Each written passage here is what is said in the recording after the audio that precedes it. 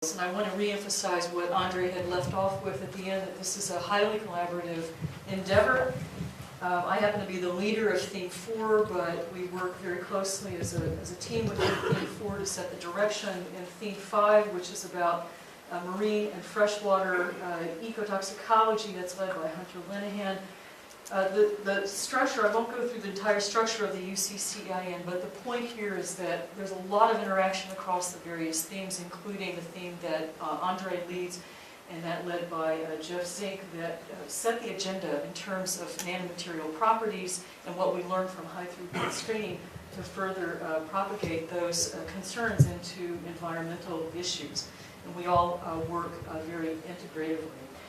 Within the ecological realm, our viewpoint is that we're concerned about terrestrial freshwater and estuarine marine impacts of particularly high volume, high production nanomaterials.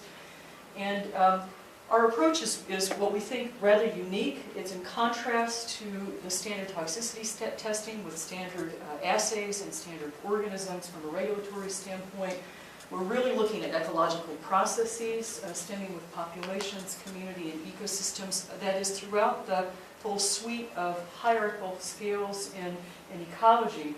We can't, possibly study all nanomaterials, all conditions at the higher ecological scales of community and ecosystem, but we prioritize that work by studies at the population level. And what I'm going to show you in this talk is examples of issues that we've uncovered and how we've been able to discover the potential for phenomena to occur at the community and ecosystem levels that we can then return back to the population level and through low and high throughput assays, that is screening approaches that are ecologically relevant, generate an understanding for lots of different nanomaterials for an environmentally and ecologically relevant context. At the bottom here, a very important issue that we use, a very important approach that we use is modeling, mathematical modeling that is mechanistically modeling the interactions of nanomaterials and organisms and populations so that we can extend the reach of our empiricism, again because especially when we're thinking about the overlay of nanomaterials on the entire environment across the major compartments of terrestrial, freshwater, and marine, it's impossible to study experimentally all combinations. Modeling becomes very important to extend the reach of our measurements.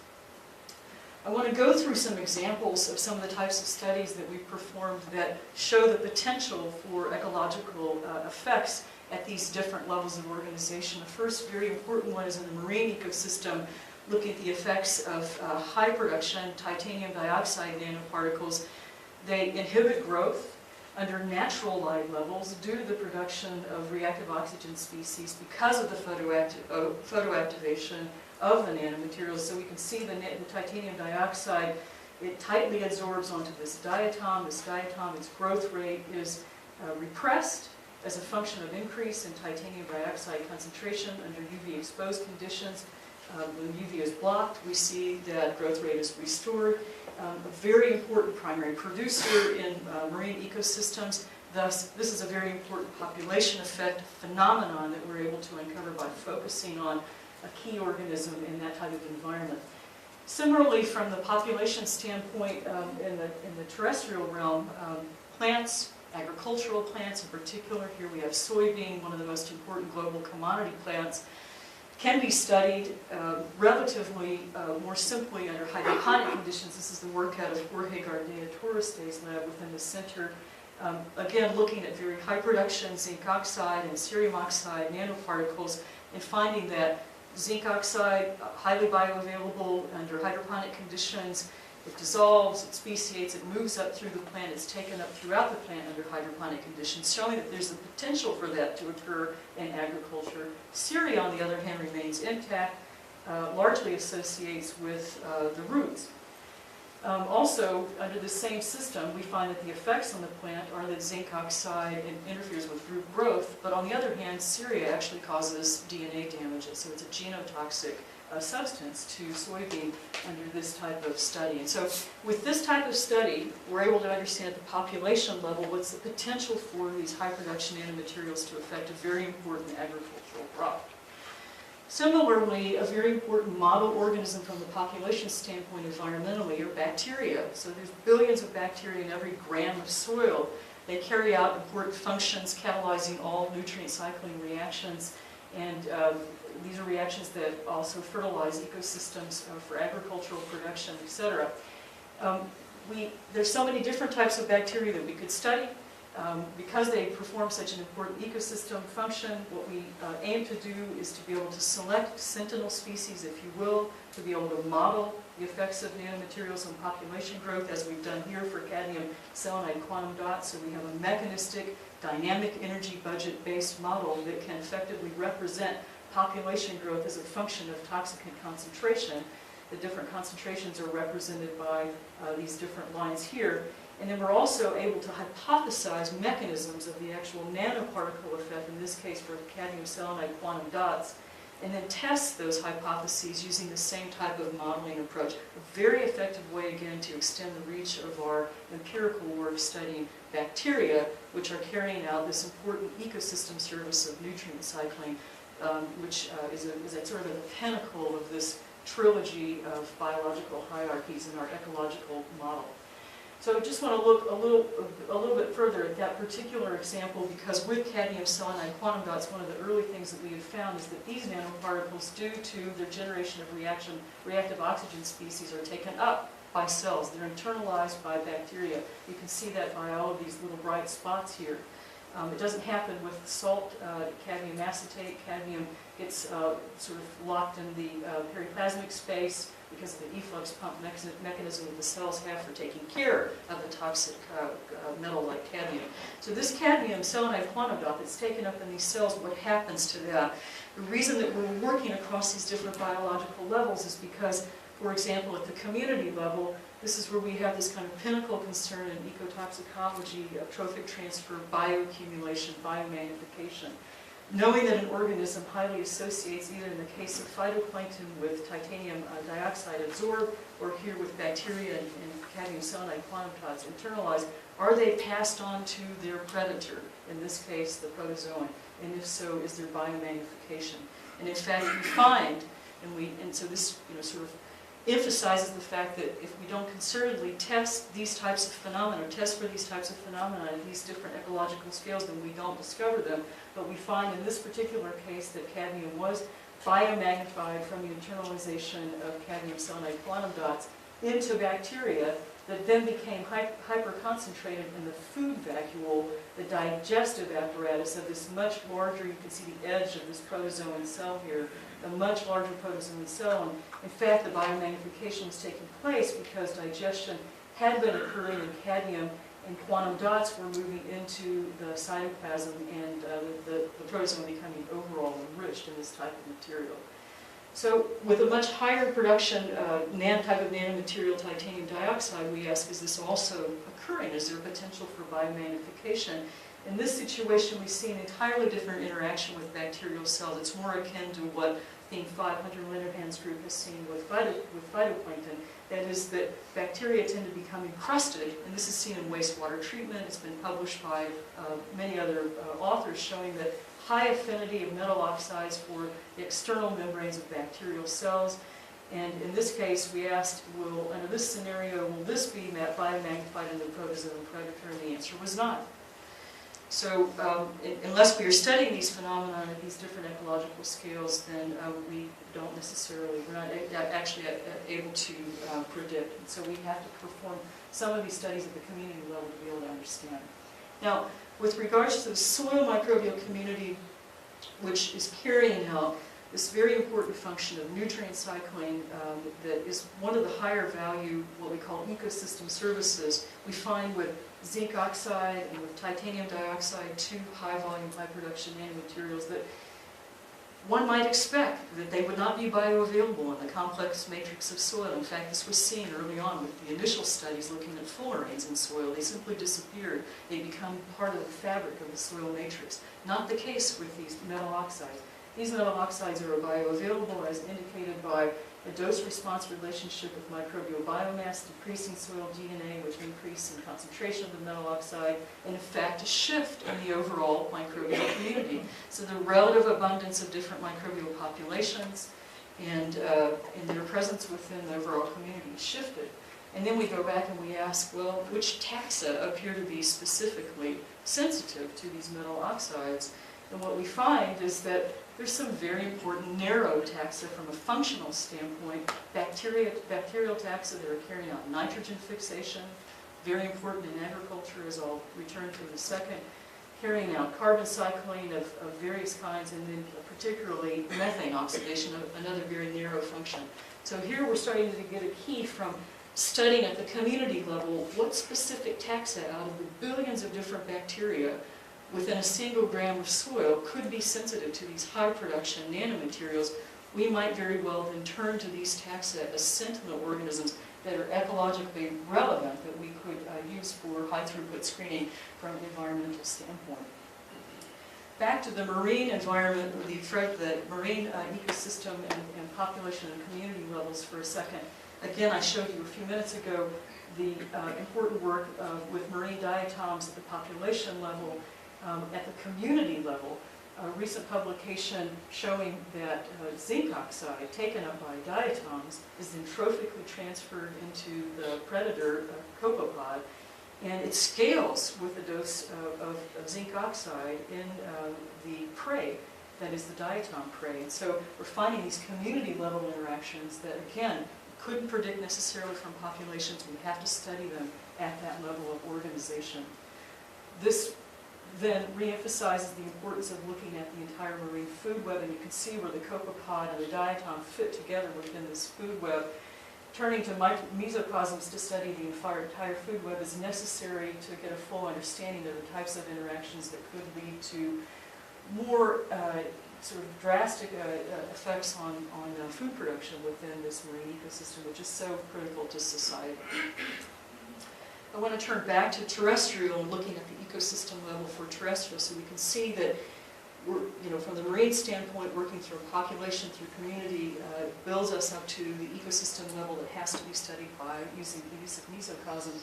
From the terrestrial standpoint, this is the lens we're thinking about plants and microbes carrying out in concert these very important functions of nutrient cycling. Plants fixing carbon dioxide, some of that happening autotrophically by bacteria. Importantly, nitrogen being fixed by bacteria, and then we have the entire nitrogen cycle, and some of that nitrogen, of course, is feeding these agricultural plants that are so important to society. How do we study something like this? The mesocosm was used in this greenhouse experiment where we're growing soybeans to full maturity. So we had a lot of information by growing soybeans hydroponically, that is studying hydroponic soybeans at the population level. But how do we know that we'll see those same effects, those same outcomes at the ecosystem level? Because the types of processes that can have an impact at the ecosystem level include lack of bioavailability, changed bioavailability, and then also plant microbe interactions that are important in soil fertility. So we grow the soybeans under greenhouse gas conditions to full maturity, that is to the production of beans, as we see here. And here's the plant in sort of a decomposed state.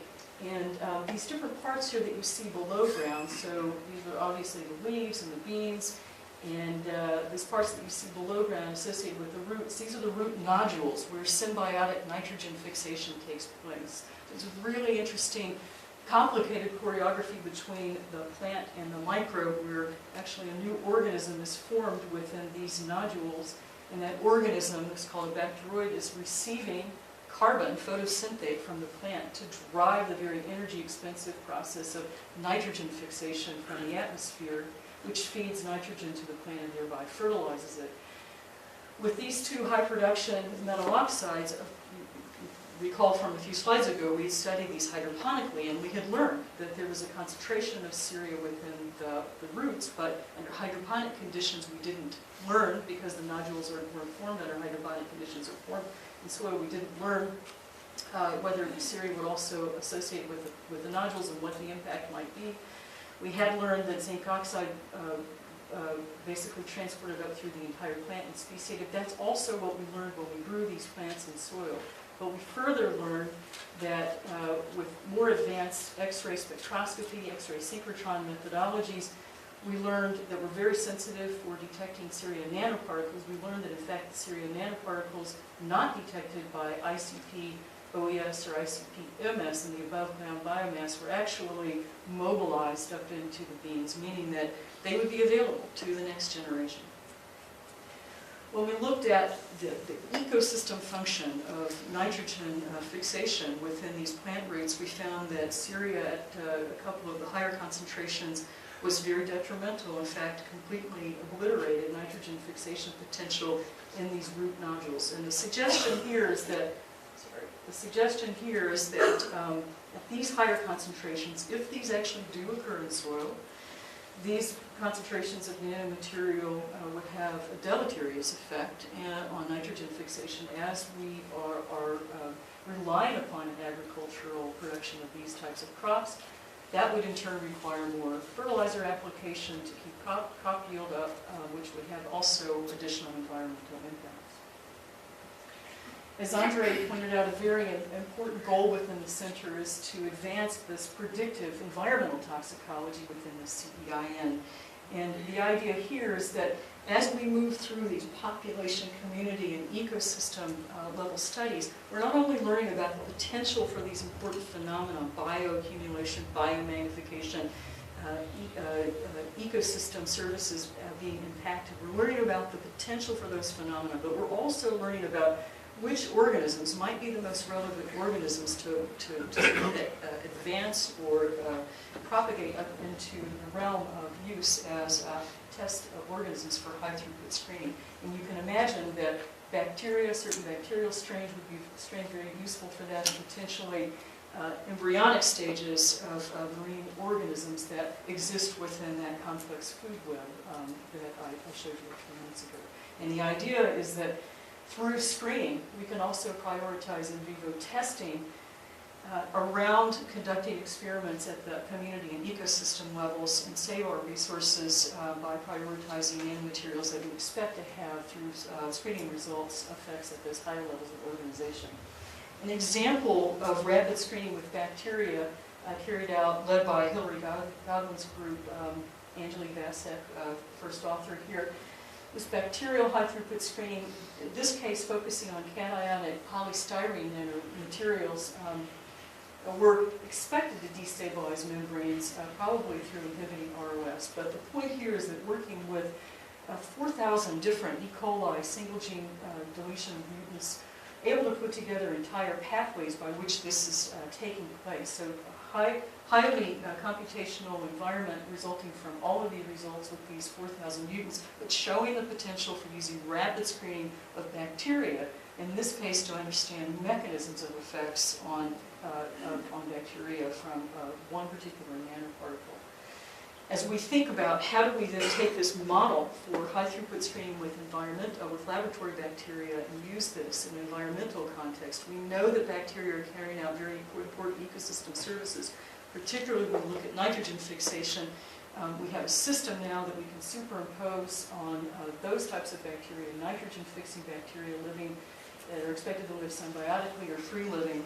We focus on strain selection from our ecosystem and community level studies. We choose laboratory conditions, that is media, that are representative of the environment in which they grow.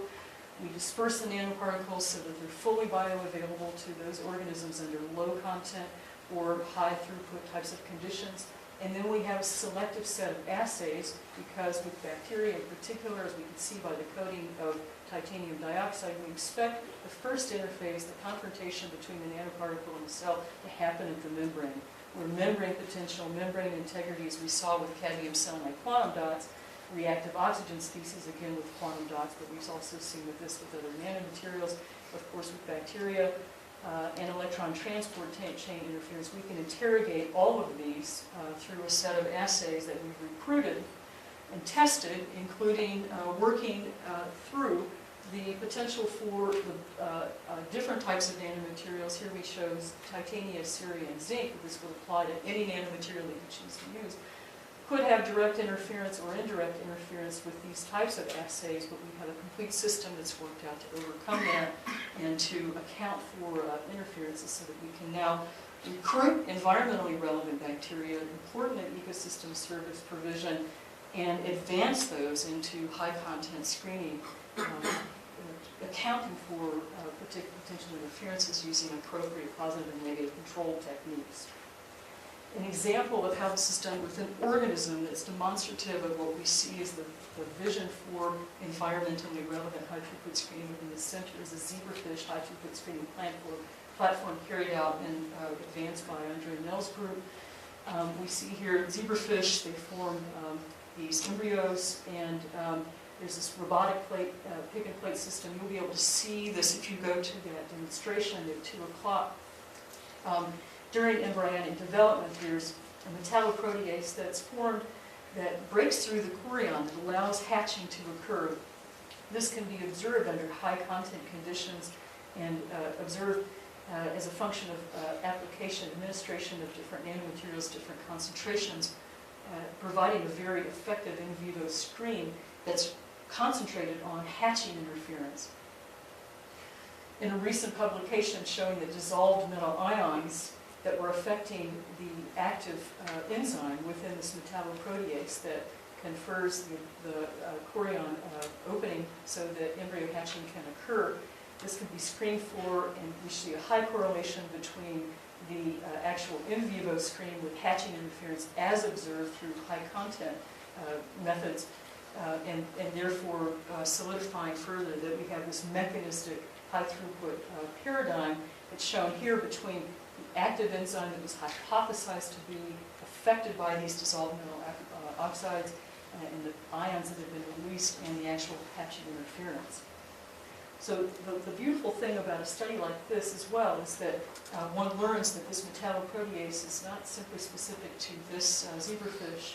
There are 500 species, probably over 500 species, many of them highly environmentally relevant, that have highly homologous active centers in this metalloprotease that's active in enzyme, active in embryo hatching. What this means is that this whole motif for hazard ranking, for example, metal oxides here, can be overlain on selected organisms, other fish, marine organisms, freshwater organisms that contain a similar type of metalloprotease, and that we would be able to use high content screening under ecologically relevant conditions with ecologically relevant organisms. The summary is that the lens through which we view this work is what we call ecological nanotoxicology, where we start with looking at populations, population effects, the phenomenon that we can observe at the population level and the community level. We test to see if these are occurring at the ecosystem level. Because of the laboriousness of carrying out ecosystem mesocosm studies, we have to be judicious in selecting nanomaterial mesocosm interactions. We use dynamic energy budget modeling to make predictions within populations, from populations to communities, and we aspire to be able to make predictions at the ecosystem level and also to test hypotheses regarding mechanisms. We make selective use of micro and already using high content screening and high throughput screening with environmentally relevant, ecologically relevant organisms so that we can accelerate the pace of our understanding of environmental impacts of nanomaterials. This provides a system for decision making that involves prioritizing nanomaterials for testing, mainly around high production, high volume materials that will be entering the environment in large quantities sooner than some of the boutique nanomaterials that we've studied earlier in the studies I showed you today. Assessing population outcomes, modeling responses, using DEB modeling to extend the reach of our empiricism, assessing higher levels of biological organization through microcosms and mesocosms, and then through those studies, again, being able to nominate relevant targets for screening. We already have systems designed for screening those targets. that enables us to now move into the realm of screening high throughput under environmentally relevant conditions and then ranking hazards, as Andre has shown for the studies that he's performed with mammalian cell culture systems. Thank you. I'd like to acknowledge the researchers in this that contribute across. It's very difficult to list everyone because it's not within one laboratory. This is across themes 4 and 5, and within themes 1 and 2 within the center. The collaborators are from throughout the center and outside the center, and then of course our sources of funding, including the NSF and EPA, for making the center possible. Thank you.